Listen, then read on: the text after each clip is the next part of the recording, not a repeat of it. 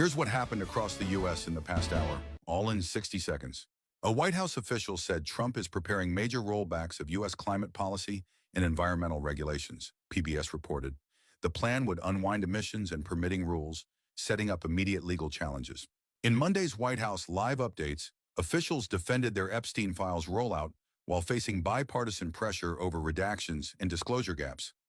Lawmakers signaled more hearings as questions grow about what remains withheld.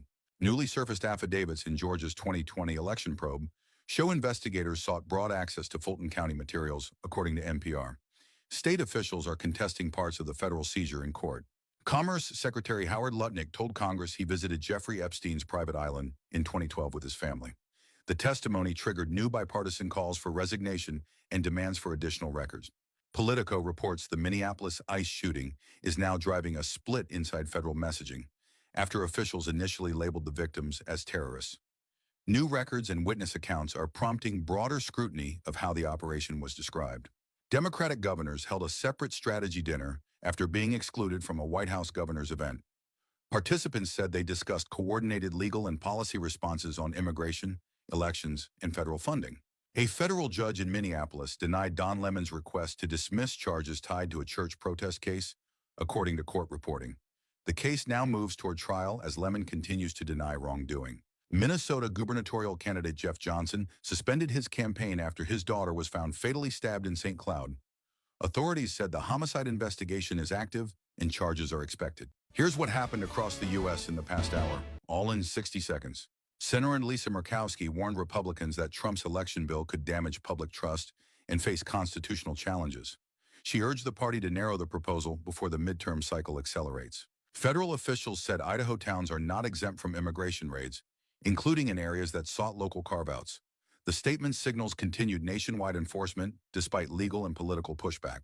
House Republicans used a procedural move to treat months as one legislative day, blocking efforts to force a vote on Trump's tariffs. The tactic delays politically risky tariff votes while trade tensions keep rising. A federal judge in Michigan dismissed the Trump administration's lawsuit seeking broad access to the state's voter roll data. The ruling is a setback to DOJ efforts to obtain similar election records from multiple states. An FBI memo says Trump told a police chief everyone knew about Jeffrey Epstein, according to Reuters reporting on newly reviewed documents. The disclosure is expected to add pressure for further congressional testimony. New York Lieutenant Governor Antonio Delgado dropped out of the governor's race, reshaping the Democratic field for 2026.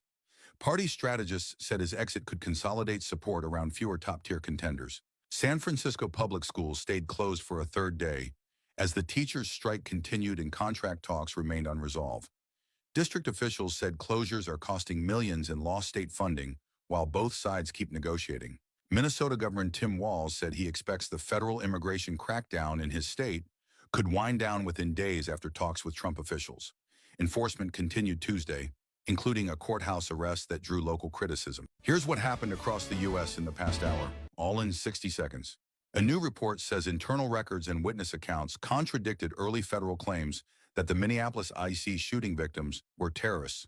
The discrepancies are intensifying calls for independent review and stricter oversight of federal operations. Minnesota Governor Tim Walz said federal immigration operations in the state may wind down soon after talks with Trump officials. Enforcement actions continued meanwhile, including arrests that drew local criticism. Commerce Secretary Howard Lutnick told Congress he visited Jeffrey Epstein's private island in 2012 during a family trip. The testimony triggered bipartisan calls for resignation, while the White House said Trump still backs him. A federal judge in Minneapolis declined to dismiss criminal charges against Don Lemon tied to a church protest case, keeping the prosecution on track. Lemon has denied wrongdoing, and his defense team is preparing for trial. Federal officials said Idaho towns are not exempt from ICE raids, rejecting local efforts to secure carve-outs. The statement signals continued nationwide enforcement despite growing legal and political pushback. House Democratic leader Hakeem Jeffries called the latest Republican DHS offer woefully inadequate as shutdown talks tightened. Democrats said they still want stronger ICE accountability rules before backing a long-term deal. New York Lieutenant Governor Antonio Delgado dropped out of the governor's race, reshaping the Democratic primary field. His exit is expected to consolidate donor support among the remaining top contenders. Reuters reported an FBI document saying Trump told a police chief that Everyone knew about Jeffrey Epstein. The disclosure is expected to fuel fresh congressional scrutiny of what officials knew and when. A new CNN fact check said Trump's threat to block the Detroit-Canada Bridge, opening conflicts with the project's legal framework and binational governance. Officials involved in the crossing say preparations to open are continuing. Ohio's top Republican legislative leader rejected Trump's proposal to expand federal control over elections.